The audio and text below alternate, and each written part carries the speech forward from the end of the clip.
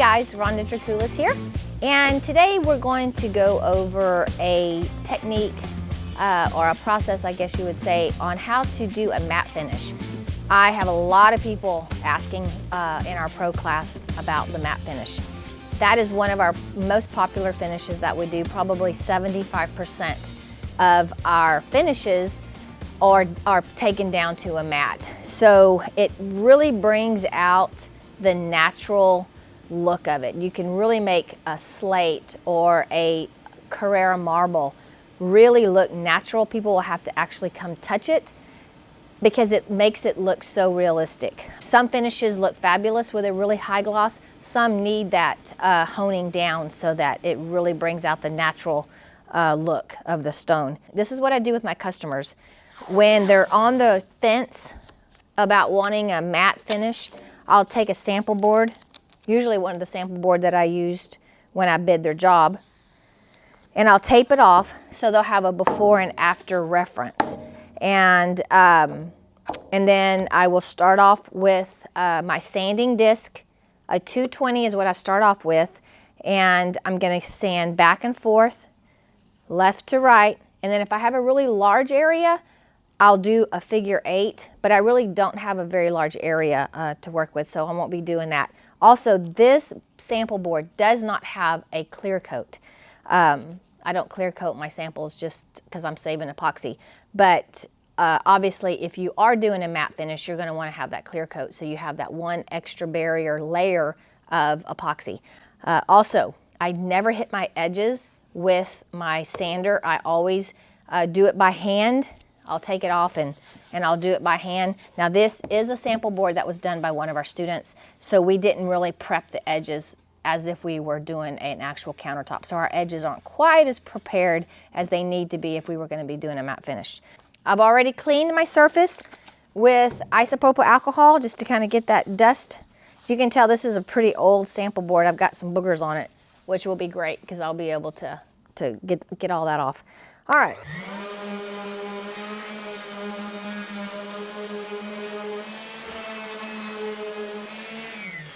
So your 220, your first sandpaper that you're going to use, that's going to be your most important time to sand. That's the grit where you're going to be getting out your imperfections. Maybe you had a little bug land in it, or you dropped something, and you have your epoxy maybe is not quite as smooth as you want it to be. The 220, which is your first sandpaper, that's where you address all of these issues. Divots, anything like that, you can kind of get those out. Now, because this is not a flood coat, I didn't address these two divots here just because this is my color coat and I don't want to go down into my color coat any deeper than I have to. All right, so I've done the 220. Bring in the 320.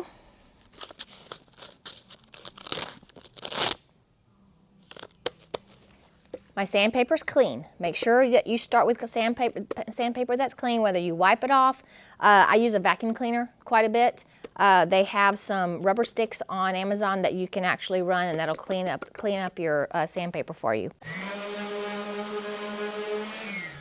Now I'm going to come back in with my 320 and I'm going to address my edges very lightly. All I'm trying to do is knock off that sheen.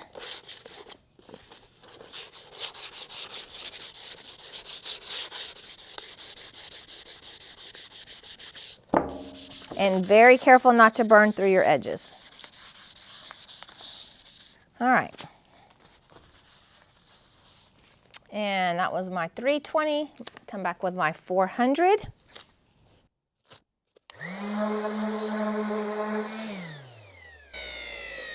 And already, this is looking more like a natural piece of stone.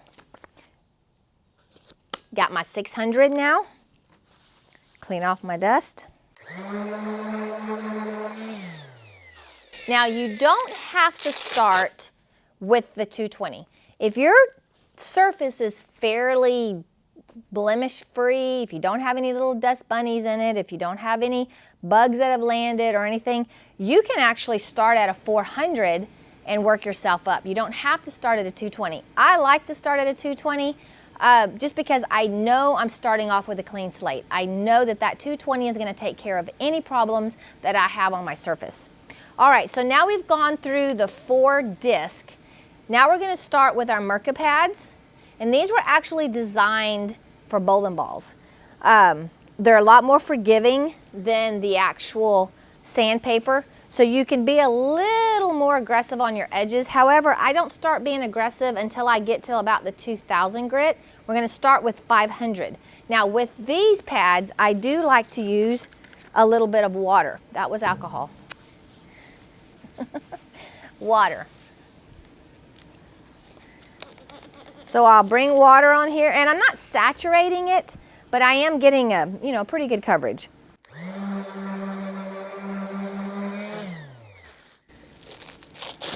And that was 500. This is 1000. Clean my area. Spritz with some water. Now you'll start to see that this is really starting to come back up, and I wish you guys could really feel the difference. It's crazy. Now, 2000.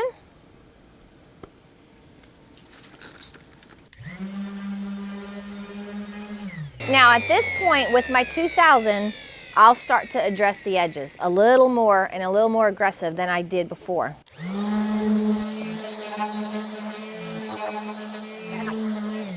Now you can really start to see these edges smoothing out.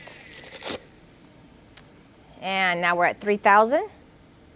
And you'll also notice as you go up in your grit, your surface is going to get so slick. You're going to notice how the sander just starts to just effortlessly glide across your surface. If you're still having areas where you're catching, probably need to drop back down to a lower grit, take care of that area, and then bring it back up. So water.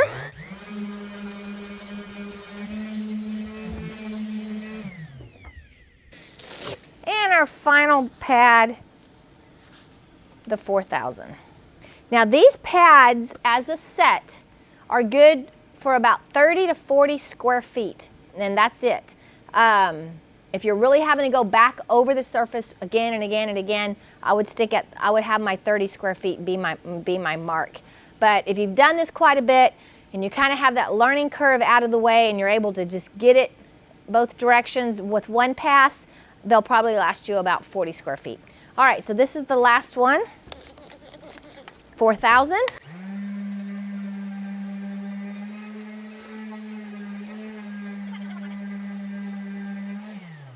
All right, so alcohol.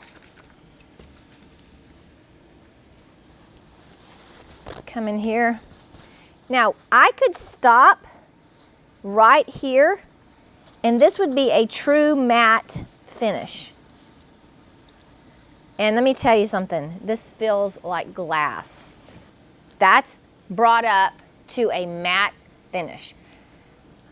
I'm gonna say 75% of the time I stop at this level. Ever so often I'll have someone want a little bit more of a sheen, and at that point I go to my buffer, my dual action buffer, and I'll bring that sheen up just a hair. So I'll do that right now. Like I said, 75% of the people that I do the matte finish on like to stop at the matte finish. But I can take it one step higher, and that is done with my orbital sander. And this is just a very cheap orbital sander that I got from Harbor Freight. I can put the link in the show notes. But what I did do is I did purchase a new head for it off of Amazon because it really made a huge difference. The one from Harbor Freight came with kind of a wiggle. It had some play in it.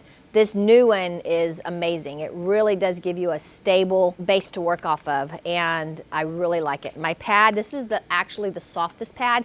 Now there's 100 ways to do this out there, and you'll see all kind of different people do different ways. This is what works best for me and our business, is the way that I'm showing you today. I start with a very soft pad. It's a polishing pad, and I like to use, and I really got turned on a while ago.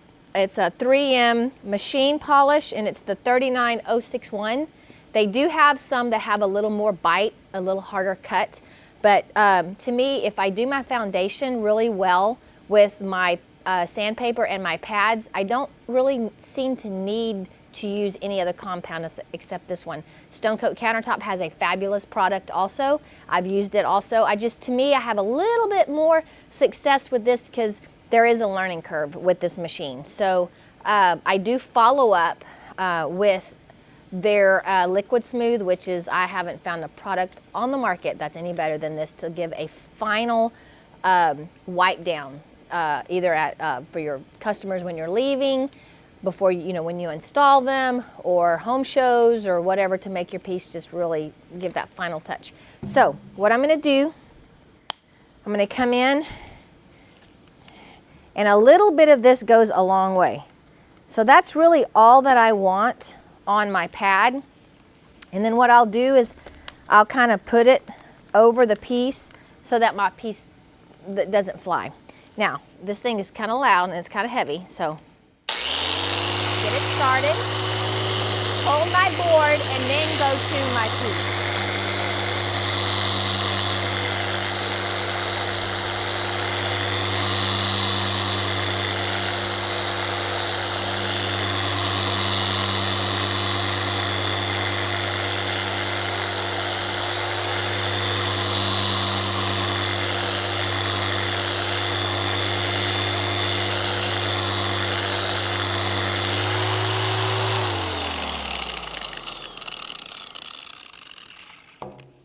All right, now I've got a beautiful finish, very soft.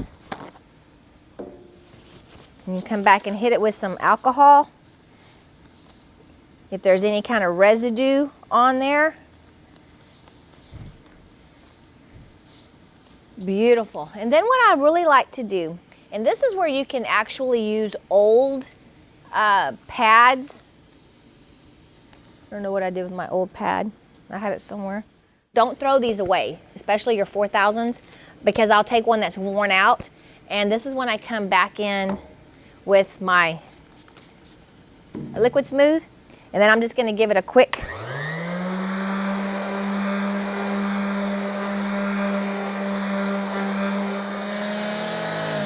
and then boom, you're done. I wish you guys could, even nothing else, if you could smell it. It smells amazing. And now we have a beautiful finish, and it is just as smooth as it could be. There. So we have a little bit more of a glare. If you could see this in person, you would see that I actually have a light glare on here now. With your matte finish, your light's really kind of diffused, but now you actually have sort of a glare. So that just kind of brought it up one more step. Now, I have done this on occasion also. If I have a piece that I've poured, and maybe my flood coat got a little dust bunnies in it, just a tiny bit. I'm not talking about bugs landing in it or anything else. But when you kind of look at it, you can see across the surface, there's just a little bit of things on the surface. What I have done successfully is take my liquid smooth, take an old 4000 pad, go over my gloss surface.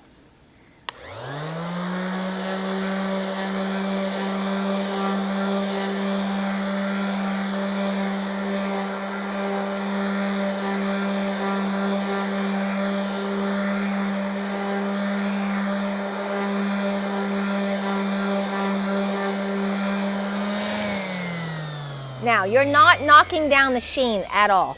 This is more helping you buff it. But it will get rid of little surface dust bunnies. Now, like I said, this is an old sample board. It's been sitting in my shop for a long time. So I think I even have some overspray of spray paint. But if I would have used the 220, I would have obviously been able to get this finish. But it does feel so much more smooth just by doing the used pad and a little bit of my liquid smooth.